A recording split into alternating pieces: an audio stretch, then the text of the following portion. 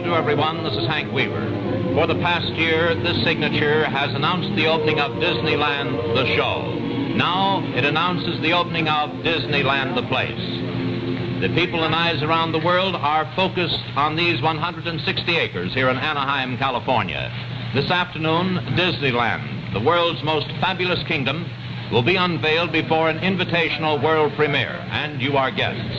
Art Linkletter will be your host, and with ABC crews and cameras on the spot, will guide you through this truly magic land. You are now in the press room of Disneyland, which is equipped to service over 1,000 members of the worldwide press, here to cover this truly great event.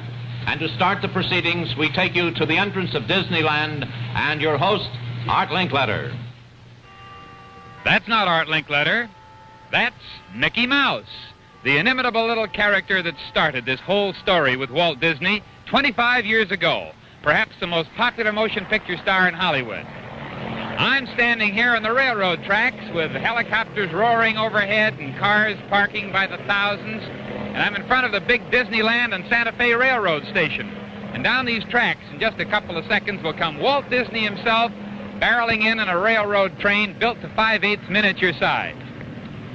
Well, this job in the next hour and a half is going to be a delight. I feel like Santa Claus with a $17 million bundle of gift packages all wrapped in whimsy and sent your way over television with the help of 29 cameras, dozens of crews, and literally miles and miles of cable.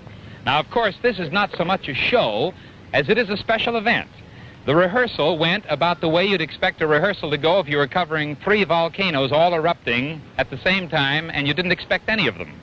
So, from time to time, if I say we take you now by camera to the snapping crocodiles in Adventureland, and instead somebody pushes the wrong button and we catch Irene Dunn adjusting her bustle on the Mark Twain, don't be too surprised. It's all in fun, and that's what we're here for.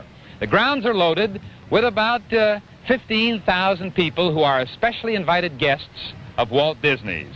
And they're here from movie land, from motion picture and correspondence, from every possible kind of activity connected with the opening of the 8th wonder of the world. In fact, I think I'll get off these tracks right now and go over and meet some of the people here waiting for the train to come in. And since this is a family affair, I thought you might be interested in seeing the rest of the Linkletters who are all gathered around me. And to show you exactly what happens now, I let them all take a little vote. Diane, you're 6. Where would you like to go of all the places in Disneyland? Pick any one. To the great big castle where Sleeping Beauty is. Oh, you want to go to the castle.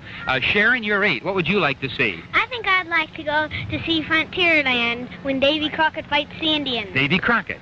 Robert, what would you like to see? I want to take the boat trip down the Congo. And Dawn?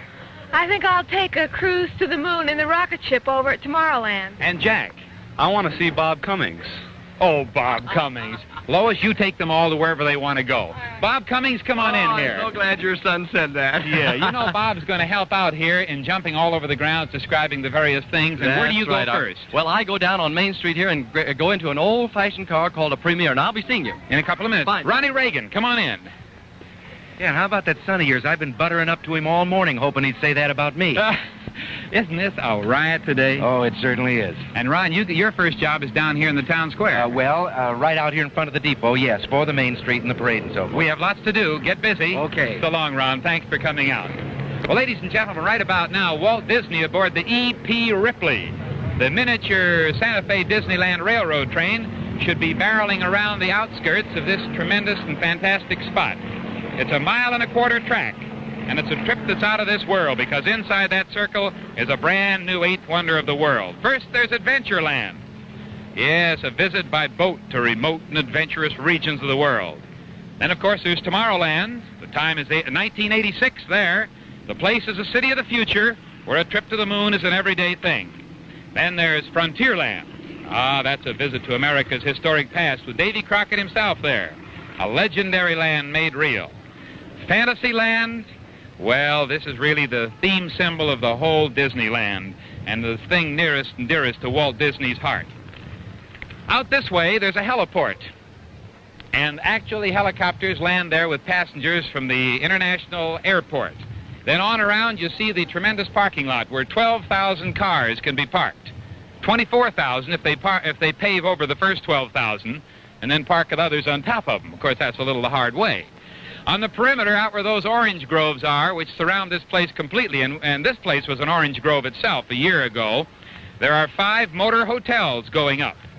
And coming in the gate are all kinds of families. Hey, Danny Thomas! Hey, how are you? That's Danny and his gang and representatives of the press. Thousands are coming in. They're going through the magic tunnel on foot because no car can enter here. And like Alice in Wonderland, as you go on through that tunnel past the Disneyland Santa Fe, you find yourself in a bygone time. Another world. The clock has turned back a half a century, and you're in the main square of a small American town, the year 1900.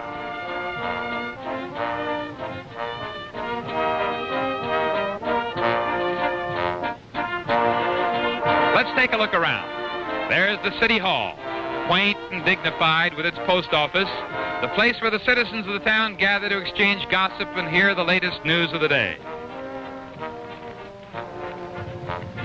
Fire station. That's a special interest of the Volunteer Bucket Brigade, whose horse-drawn engine and up-to-date hose and chemical wagon are a source of real local pride.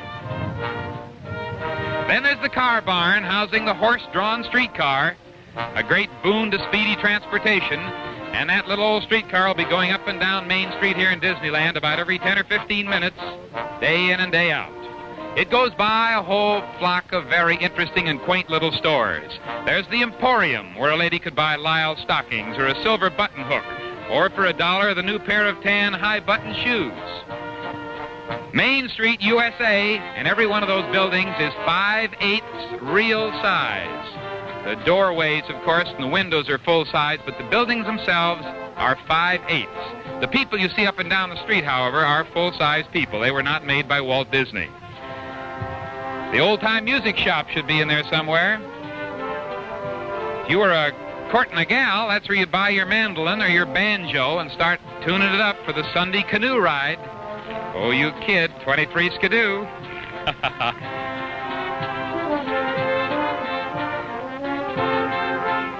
The town square is where the band holds forth, and those free band concerts were one of the big social highlights of the week, any week.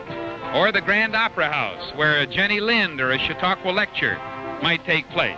And if you were daring, you might go out with your girl for a ride in an 1898 Locomobile.